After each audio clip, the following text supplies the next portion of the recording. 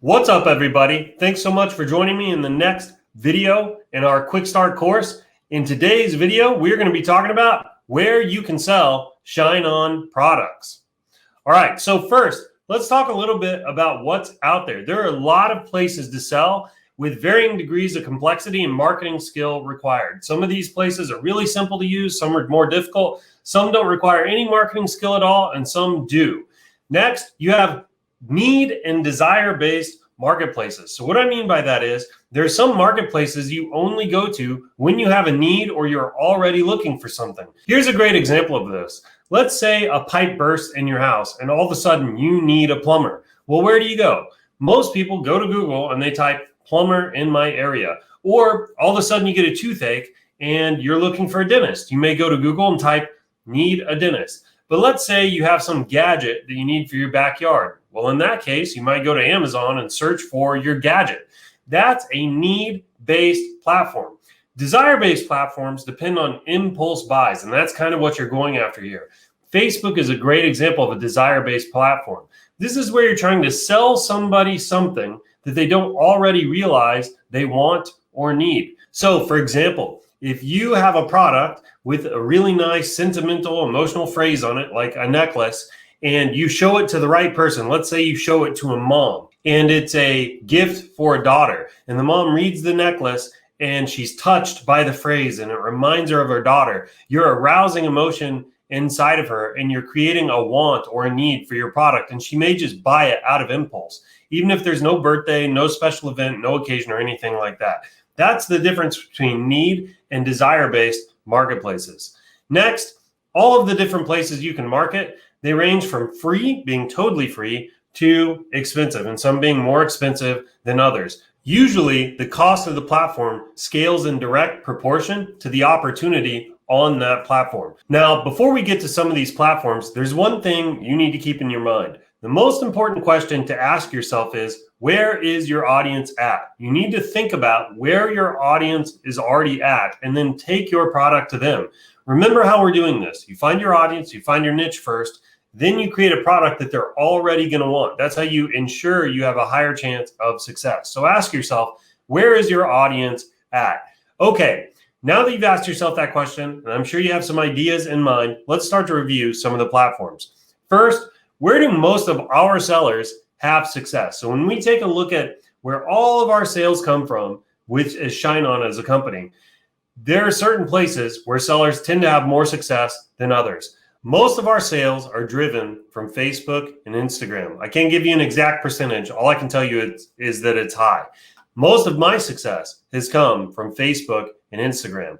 They have their pros and their cons. We're going to go over each of them, but Facebook and Instagram really takes the cake on where most of our sellers see success. Next, you have Google Shopping, Etsy, and Amazon. And I'm not really listing those in any particular order. Our sellers have a success among all of these. And each of them have their own pros and cons, and we're going to go over each of them on their own. So first, let's look at Facebook and Instagram. Pros. There's a huge user base on Facebook, which means your audience is probably on it.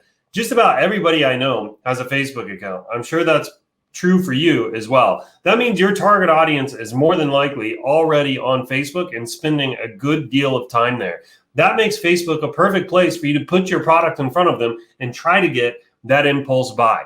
Again, this is where the majority of our sellers tend to have success. And if it's good for the majority of our sellers, it's probably good for you too.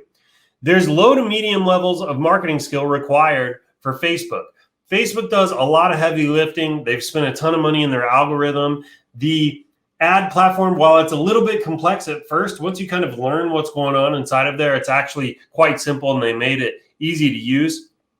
And there's almost no ceiling on the scaling potential, which means once you have a product that's a winner and it's resonating with your niche and it's really taking off, you can put the pedal to the metal, you can throw money at Facebook, and there's almost no ceiling to how far you can scale that product. I scaled one of my products to over $500,000 in 16 days on Facebook. That's how big the audience is. And that's why it's most digital marketers' favorite place to go for their e-commerce products. Now, let's talk about some of the cons. Facebook can be costly in the beginning. There's a little bit of a learning curve here, and you have to pay to kind of learn how to use Facebook and the algorithm and things like that. A little bit costly though. Usually you can break even and start making profit fairly quickly. It all depends on the skill sets you bring to the table to begin with.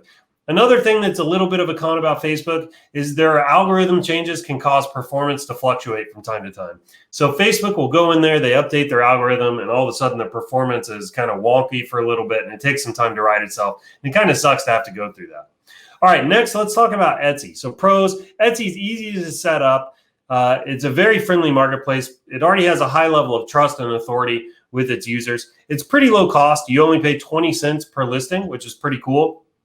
You can get free sales through organic traffic on Etsy, which is really what makes Etsy so cool. Is you can create a listing, and then as long as people come and they search for things and your listing shows up in their search engine, then you can get free sales and free listings. I typically recommend that everybody make Etsy part of their standard testing process. So what I mean by that is when you create a product and you're going to go test it on Facebook, you may as well just go ahead and create a listing on Etsy while you're doing it. There's no reason not to. It's only 20 cents and it will just live there, and you may get some sales from it, which is really cool. People are already in buying mode when they're on Etsy. So when they're on Etsy running a search term, they're already looking for something to buy, which means that buying intent is high. If your product shows up there in the search results, there's a good chance they're going to take a look at it and seriously buy it. There's massive traffic around major gift-giving holidays. Lots of people love to go to Etsy to shop. They love to support independent makers and get away from big box chains and corporate and all that kind of stuff. They love to go to these little mom and pops and these maker places and keep them alive. So, and especially around gift-giving holidays, there's just tons and tons and tons of traffic here. Now let's talk about some of the cons. Etsy is SEO based, which means there's a longer feedback loop to know if your designs and things like that are working. Facebook, you can create a design, put it in an ad, stick $20 out into the universe, and you know pretty quick if it's going to work or if it's going to fail. Etsy, it takes time. Your listing has to rank. You have to get the keywords right and things like that. It's a little bit more difficult to figure out. You are completely dependent on being found on Etsy, meaning you have to wait until someone goes to Etsy, types in a search term that's relevant to your listing, and you rank on the first page before knowing if it's going to work or anything like that. You're just completely dependent upon this kind of process that the buyer has to kick off in order to be found. And finally, Etsy's marketing tools, their marketing platform, it's just really not that great. They don't have a lot of tools. They don't have a lot of stuff that you can do on the marketing side of the house. Yes, they do have an ad platform, but again, it's just not that good. Next, let's talk about Google Shopping. Pros, Google Shopping is very consistent once you get the keywords kind of dialed in. Once your ads are really dialed in and optimized, it's very consistent. You'll just get sales day in, day out, day in, day out. And it's awesome once that happens. The cost per acquisition on Google is pretty low once you get everything dialed in, which means you have a great return on investment. Once you get things humming and really dialed in, you can pay $4, $5, $6 per acquisition to make $30, $40. It's pretty awesome once it's in there. The traffic's going to be low. The number of sales will likely be low. It'll peak around holidays, obviously. But the fact you can just get them day in, day out, almost all year long with very little maintenance is pretty awesome. It's close to being set it and forget it once everything's tuned in. And I'm not really exaggerating there. You need to go in and check it from time to time. Again, you're going to have to do some maintenance. It's not like Facebook, though, where you need to be an ads manager literally every single day, tweaking things, making changes, trying new creatives, things like that.